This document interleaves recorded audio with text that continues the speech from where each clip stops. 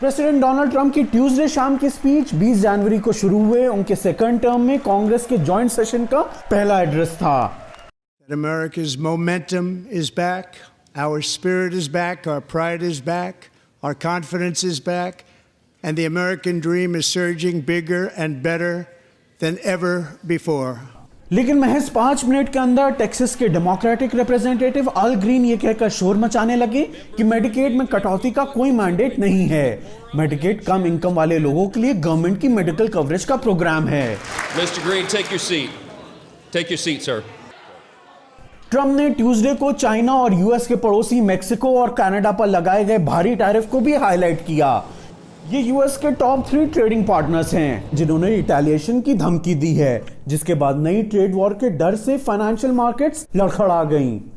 There'll be a little disturbance, but we're okay with that. It won't be much. इस हफ्ते की शुरुआत में ट्रंप ने यूक्रेन को दी जाने वाली मिलिट्री एड रोक दी, जो पिछले हफ्ते ओवल ऑफिस में प्रेसिडेंट वोलोदिमीर ज़ेलेंस्की के साथ बहस के बाद किया गया। ये मीटिंग एक डील को लेकर थी जिसमें यूएस को यूक्रेन के रेयर अर्थ मिनरल्स का हक मिलना था। ये उनकी उस कोशिश का हिस्सा था जिसके तहत वो कीव पर रशिया के इन्वेजन के खिलाफ लड़ाई खत्म करने को कह रहे हैं। Simultaneously, we've had serious discussions with Russia and have received strong signals that they are ready for peace. Democrats का रिस्पांस देते हुए मिशिगन की सेनेटर एलिसा स्लॉटकिन ने ट्रंप की ज़ेलेंस्की से हुई तीखी बहस को हाईलाइट किया। And that scene in the Oval Office wasn't just a bad episode of reality TV. It summed up Trump's whole approach to the world. He believes in cozying up to dictators like Vladimir Putin and kicking our friends like the Canadians in the teeth. He sees American leadership as merely a series of real estate transactions. दूसरे Democrats ने Trump के बोलते हुए अपना protest दर्ज कराया। Pink कपड़े पहनकर उन्होंने ट्रंप की पॉलिसीज की तरफ अटेंशन खींचा, जो उनके मुताबिक वुमेन और फैमिलीज पर नेगेटिव इंपैक्ट डालती हैं। साथ ही उनके पास साइंस भी थे जिन पर लिखा था Musk steels.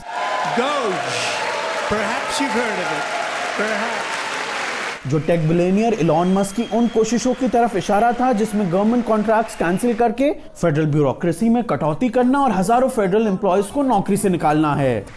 Any federal bureaucrat who resists this change will be removed from office immediately.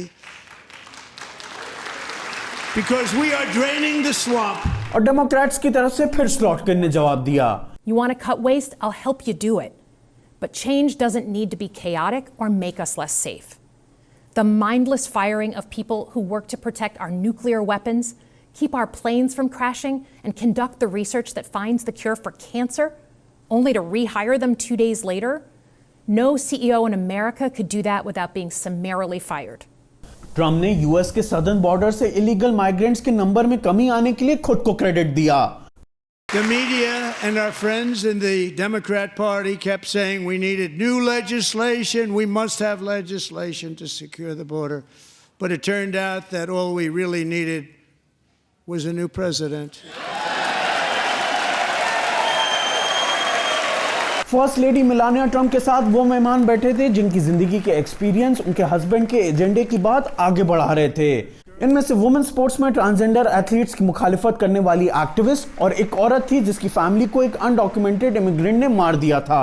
Trump ने पनामा कैनाल वापस लेने और ग्रीनलैंड पर कब्जा करने की अपनी बात दोहराई, लेकिन गाजा से पैलेस्टीनियंस को निकालने की बात नहीं की। उन्होंने करीब 1 घंटे 40 मिनट तक बात की, जो कांग्रेस में सबसे लंबी प्रेसिडेंशियल स्पीच थी। ये थी वीओए की पैत्सी विदा कुसवारा की रिपोर्ट।